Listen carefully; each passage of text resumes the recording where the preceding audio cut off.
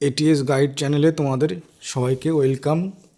দেখো মাঝে মাঝে 2-3 দিন আমি নিজের কাজে ব্যস্ত থাকার জন্য কিন্তু তেমনভাবে ভিডিও আনতে পারিনি বা ক্লাস নিতে পারিনি।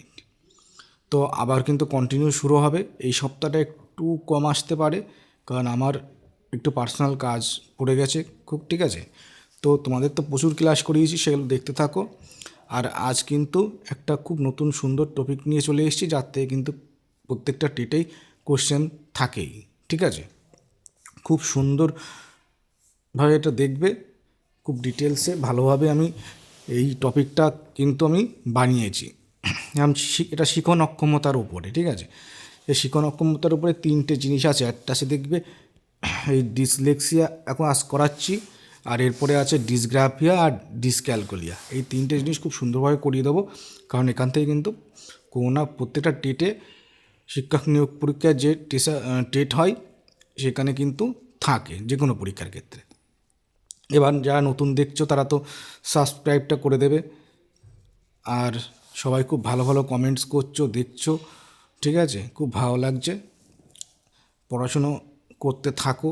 নোটিফিকেশান তো দেওয়ার কথা আছে, এখন জানি না কী হবে, প্রাইমারি টেটও নিতে পারে, তো সেই হিসেবে পড়াশুনো করতেই থাকতে হবে। তো চলো শুরু করা যায়। শিখন অক্ষমতার ওপরে 3টে জিনিস আছে, আমি একটু আগেই বললাম। আজকে যেটা করাচ্ছে এটা ডিসলেক্সিয়া, এরপরে ডিসগ্রাফিয়া আর ডিসক্যালকুলিয়াও আছে। তাহলে ডিসলেক্সিয়া জিনিসটা কি, খুব সুন্দর করে কিন্তু ডিটেলসে করে দিয়েছি আমি। যে কটা ক্লাস করাচ্ছি প্রত্যেকটা কিন্তু ডিটেলসে যতটা ইনফরমেশান দেওয়া যায় তার উপরে দিয়ে দিচ্ছি। আর তোমরা দেখবে কোনো কোশ্চেন সলভ করতে যাওয়ার সময় আমি যে টপিকগুলো করেছি তার থেকে যে কোশ্চেনগুলো থাকছে পুরোটাই কমন পাবে। আর ডিটেলসে না করলে কিন্তু অ্যান্সার করাটা খুব মুশকিল, কেমন এখন কনসেপচুয়াল কোশ্চেন আসে, মুখস্থ করা কোশ্চেন কিন্তু দেয় না, ঠিক আছে? তাহলে ডিসলেক্সিয়া কি? ডিসলেক্সিয়া দেখবে একটা শিখন অক্ষমতা, ঠিক আছে? এর কী হবে, কোন 3 ধরনের শিখন অক্ষমতা আছে আমাদের মেনলি: ডিসলেক্সিয়া, ডিসগ্রাফিয়া আর ডিসক্যালকুলিয়া।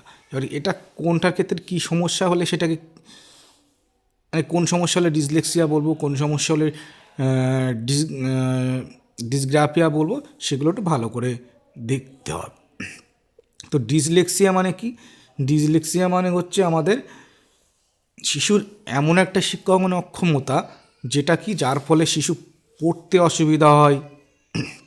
কোনো একটা লেখা থাকলো, সে লেখাতে কোনো বানান পড়তে অসুবিধা হবে, একটা শব্দ চিনতে অসুবিধা হবে, মিরর টাইপের যে শব্দগুলো আছে দেখা যাচ্ছে পি আর কিউ, ঠিক আছে, এগুলো চিনতে সমস্যা হবে।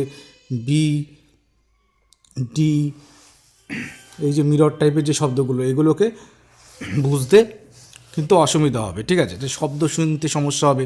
এই ভাষাগত যদি যে অক্ষমতাটা শিশুর তৈরি হয়, এটাকেই কিন্তু আমরা ডিসলেক্সিয়া বলি, ঠিক আছে? তো এখানে দেখো ডিসলেক্সিয়ার আমি কিন্তু বাইলিঙ্গুয়াল করেছি। ম্যাক্সিমাম ক্লাস আমি পড়াচ্ছি কিন্তু বাংলাতে, কিন্তু যে কন্টেন্টটা বানিয়েছি আমি সেটা ইংলিশে বানিয়েছি। যারা সেন্ট্রালে কোনো এক্সাম দিতে যাবে বা বাইরের স্টেটে কোনো এক্সাম দিতে যাবে, তাতে তোমরা পড়ে রাখলে তোমাদের সুবিধা হবে। তো এখানে দেখো ডিসলেক্সিয়ার সংজ্ঞাটা কী বলেছে। ডিসলেক্সিয়া হলো এমন একটি শিক্ষাগত অক্ষমতা যার ফলে শিশুর পড়া, বানান করা, শব্দ চিনতে সমস্যা হয়, যদিও তার বুদ্ধিমত্তা স্বাভাবিক থাকে। এর জন্য বুদ্ধিমত্তার জন্য ওপরে কোনো এফেক্ট পড়ে না। বুদ্ধিমত্তা স্বাভাবিক, নর্মাল বা মানে বিলো অ্যাভারেজ যা খুশি হতে পারে, কিন্তু এটা কিন্তু তোমার যে খুব ক্রিয়েটিভ যে স্টুডেন্টগুলো আছে তাদেরও সমস্যা হতে পারে, ঠিক আছে? এটা একটা শিখন অক্ষমতা। এখানে দেখো কিছু একটা কি পয়েন্ট দেওয়া আছে, ইম্পর্টেন্ট পয়েন্ট। অনেকের মনে ধারণা থাকে যে ডিসগ্রাফিয়া, ডিসলেক্সিয়া একটা রোগ, ঠিক আছে? কিন্তু ডিসলেক্সিয়া নট এ ডিজিজ, এটা কোনো রোগ নয়, ঠিক আছে? নট এ মেন্টাল রিটার্ডেশন, আর নট ডিউ টু লেজিনেস, ঠিক আছে?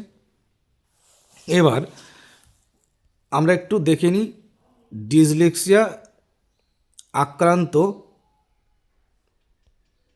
যে শিশুরা থাকে তাদের কি সমস্যা হতে পারে, কি সমস্যা হয়, কেমন টাইপের সমস্যা হয়। দেখো অনেক সময় কি হয়, বাস লেখা থাকলে সে বাস না পড়ে কী পড়ে, সেটাকে সাপ পড়ে। ঠিক আছে, ব আর দ, প আর ক, এগুলোকে গুলিয়ে ফেলে। দেখবে শুরুতে আমি বলেছিলাম যে মিরর টাইপের যে লেটারগুলো আছে,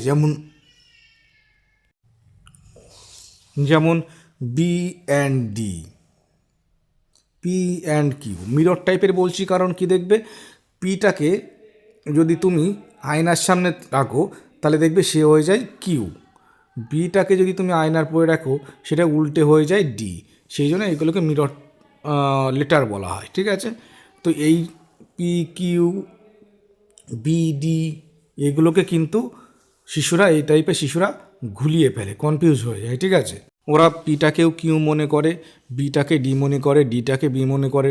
এই ডিফারেন্সটা সেটা তারা বুঝতে পারে না। ঠিক আছে, সেটাই দেখো এখানে লেখা আছে। ঠিক আছে, নেক্সট এবার বলছে ক্যারেক্টারিস্টিক্স মানে বৈশিষ্ট্য, আর সিমটম মানে লক্ষণ। ক্যারেক্টারিস্টিক্স বা লক্ষণ। ঠিক আছে, এই যে ডিসলেক্সিয়ায় আক্রান্ত শিশুটার মধ্যে কী বৈশিষ্ট্য বা লক্ষণ দেখা যেতে পারে। তো ইংলিশ লেখাটা আছে এখানে দেখে নিও, আমি বাংলাটা তোমাদের পড়াচ্ছি।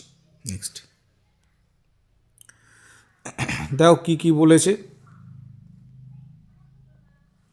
1, জোরে পড়তে অসুবিধা, জোরে খুব ফ্লুয়েন্টলি রিডিংটা পড়তে তাদের সমস্যা হয়, বানানে ভুল করে, যেমন বাসটাকে সাব লিখছে, সেম টাইপের নানা রকম ভুল করে। ঠিক আছে, এই আমি বললাম খুব ধীরে ধীরে পড়বে, রিডিং খুব তাড়াতাড়ি পড়তে পারবে না, শব্দ চিনতে সমস্যা হবে, পড়া এগিয়ে চলে। ঠিক আছে, অনেক সময় হাতের লেখা খারাপ হয়, মানে এদের হাতের লেখা খুব ভালো হয় না, লেখাটা খুব খারাপ হয়। ঠিক আছে, এবার আসি কজেস অফ ডিসলেক্সিয়া, মানে ডিসলেক্সিয়া কী কারণে হতে পারে আমাদের, তাদের ডিসলেক্সিয়া কী কী কারণে হতে পারে। দেখো আমি কিন্তু প্রত্যেকটা মানে বিষয়টা এর মধ্যে ইনক্লুড করে দিয়েছি, মানে ডিসলেক্সিয়া নিয়ে যতটুকু সম্ভব ততটুকুই কিন্তু করে দিয়েছি। দেখ এখান থেকে তোমাদের মনে প্রশ্ন জাগতে পারে যে হ্যাঁ এত ডিটেলসে জানবো কেন, সংজ্ঞা জেনে রাখলেই তো ব্যাপারটা ক্লিয়ার হয়ে যায়।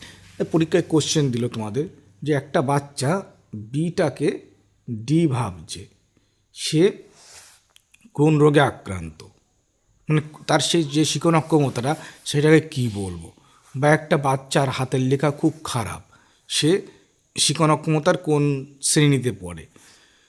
এরকম কোনো দিতে পারে যে দুটো বাচ্চা দুটো শব্দ লিখছে, তার মধ্যে গ্যাপটা ঠিকঠাক রাখতে পারছে না, কোনোটাই কম হয়ে যাচ্ছে কোনোটাই বেশি হয়ে যাচ্ছে, তাহলে সে কোন শিখন অক্ষমতায় আক্রান্ত। তখন এটা কিন্তু আবার আলাদা হয়ে যাবে, সেটা ডিসগ্রাফিয়ায় চলে যাবে। ঠিক আছে, তো এক একটার ক্ষেত্রে কিন্তু একরকম। সেই জন্য যদি ভালো করে না জেনে রাখো, এরকম ঘুরিয়ে দিলে কিন্তু যাচ্ছে পরীক্ষায় সরাসরি যদি কোশ্চেন দিয়ে দেয় যে ভাষাগত কারণে যে শিখন অক্ষমতাটা হয় সেটা কি নাই বলে তোমরা সরাসরি বলে দিতে পারবে। কিন্তু যদি ঘুরিয়ে ফিরিয়ে দেয় যে শব্দ ঠিকঠাক পড়তে পারছে না, বানান ঠিকঠাক শব্দ চিনতে পারছে না, তাহলে কোন রোগে আক্রান্ত, বা বানান ঠিকঠাক পড়তে পারছে না তাহলে কোন শিখন অক্ষমতা দ্বারা আক্রান্ত। ঠিক আছে, এইসবভাবে কোশ্চেন ঘুরিয়ে দিতে পারে। তো যতটা ডিটেলসে পড়া যায় ততই মনে থাকবে, ততটাই অ্যান্সার করতে সুবিধা হবে।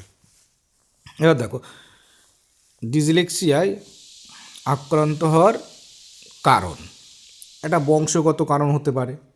ঠিক আছে, বংশে বাবা মার সমস্যা, সেই হিসেবে সন্তানের দেহেও মানে সন্তানেরও সেই সমস্যা হতে পারে। ঠিক আছে, মস্তিষ্ক ভাষা প্রক্রিয়াকরণ ভিন্নভাবে করে, মানে মস্তিষ্কে যদি কোনো সমস্যা থাকে, যে ভাষার যে প্রক্রিয়াকরণটা সেটাকে যেটা সঠিকভাবে করা উচিত সেটাভাবে না করে অন্যভাবে মস্তিষ্ক সেটাকে নেয়, তাহলে সেভাবেই হতে পারে।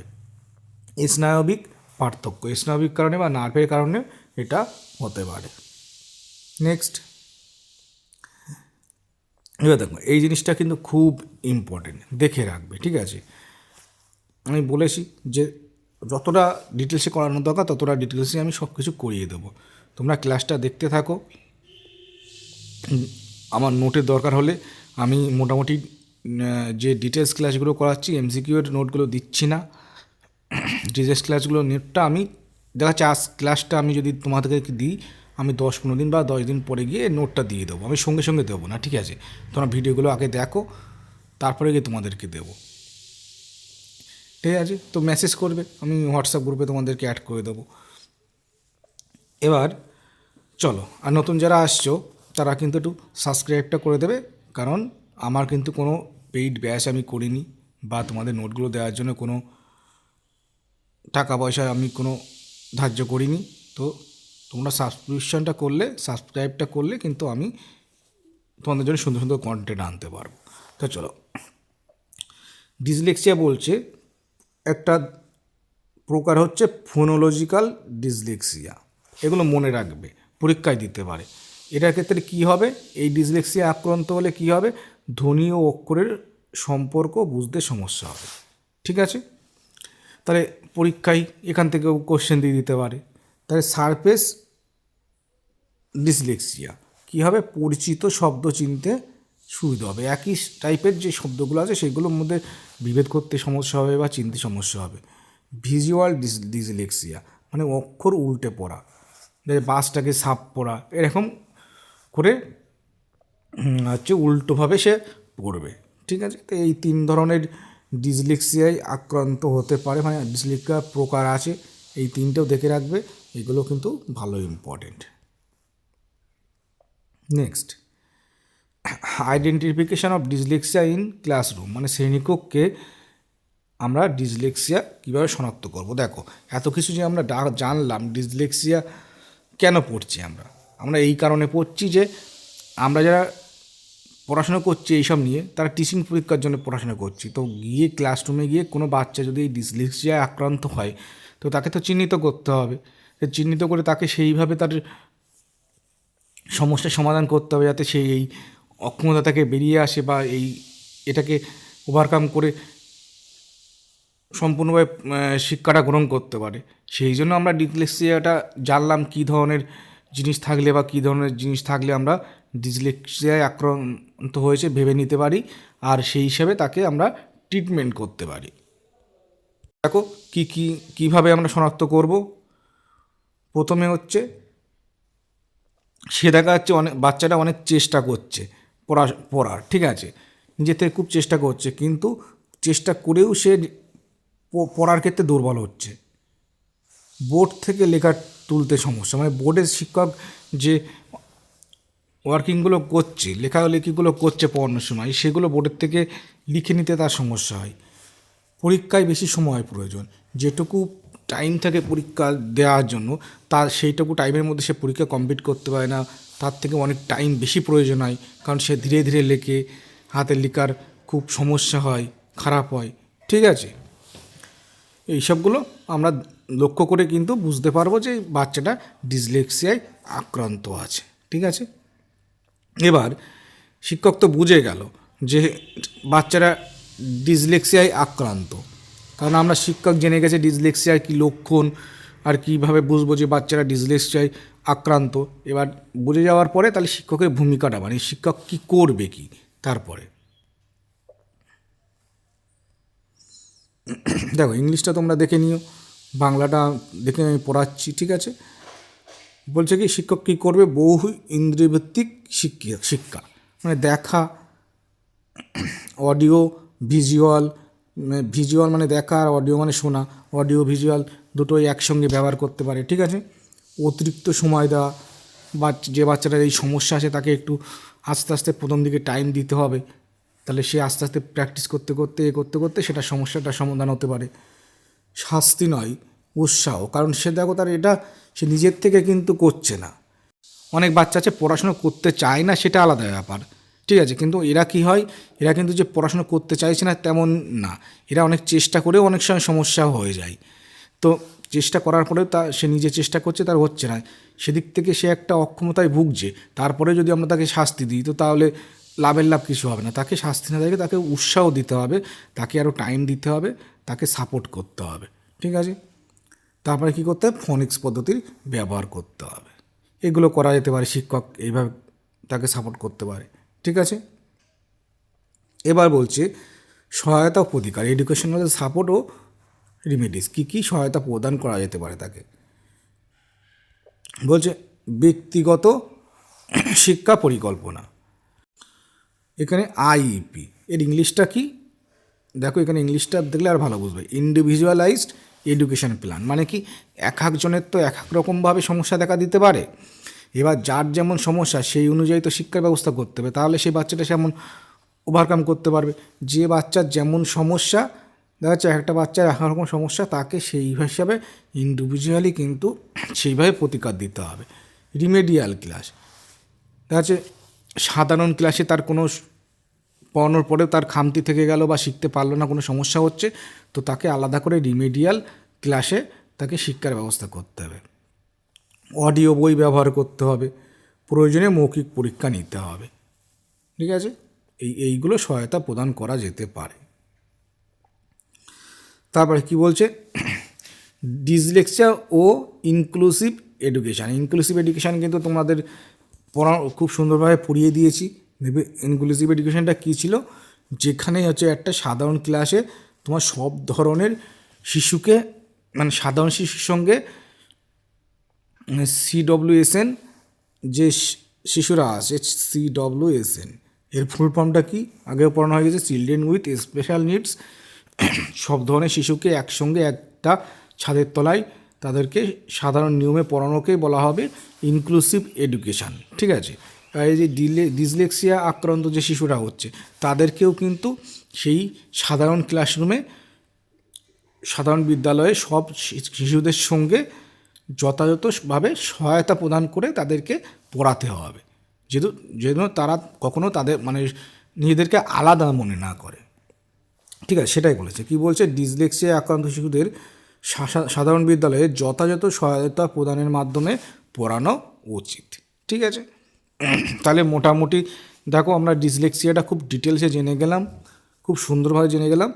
এবার ডিসলেক্সিয়া সম্পর্কে কিছু ইম্পর্টেন্ট নোট রেখেছি আমি এখানে। কি বলছে দেখো, প্রথমে dyslexia is specific learning disability, ঠিক আছে। এটা কি ভাষার ক্ষেত্রে সমস্যা হয়। দ্বিতীয় বলছে intelligence is normal or above average.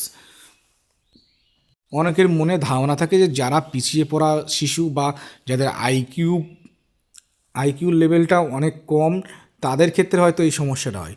এটা ঠিক নয়। যে কোনো শিশুর ক্ষেত্রে কিন্তু এটা হতে পারে। সে নর্মাল আইকিউবের যে শিশুরা আছে তাদেরও হতে পারে, অ্যাবোভ অ্যাভারেজের ক্ষেত্রে হতে পারে, নর্মালের ক্ষেত্রেও হতে পারে, যে কোনো শিশুর ক্ষেত্রে ওটাও হতে পারে, ঠিক আছে। মেন প্রবলেমটা কি, এই সমস্যা আক্রান্ত শিশুদের এটাকে কখনো রোগ বলবো না। তো এক জায়গায় যদি আমি কখনো রোগ বলে থাকি, কিন্তু এটা রোগ না, ঠিক আছে, মনে রাখবে। এটা একটা শিখন অক্ষমতা। মেন প্রবলেম কী হতে পারে, রিডিং হতে পারে আর ল্যাঙ্গুয়েজ প্রসেসিংয়ে, ঠিক আছে। আর কি করতে হবে, এদেরকে সাপোর্ট দরকার, কখনো পানিশমেন্ট দিলে চলবে না, ঠিক আছে।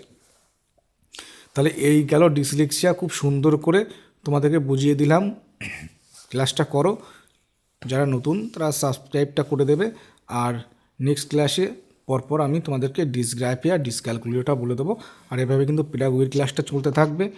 মাঝখানে একটু ডিসকন্টিনিউ হয়ে গেছিলো, আবার চলতে থাকবে, ঠিক আছে। তোমরা ফলো করো, দেখতে থাকো।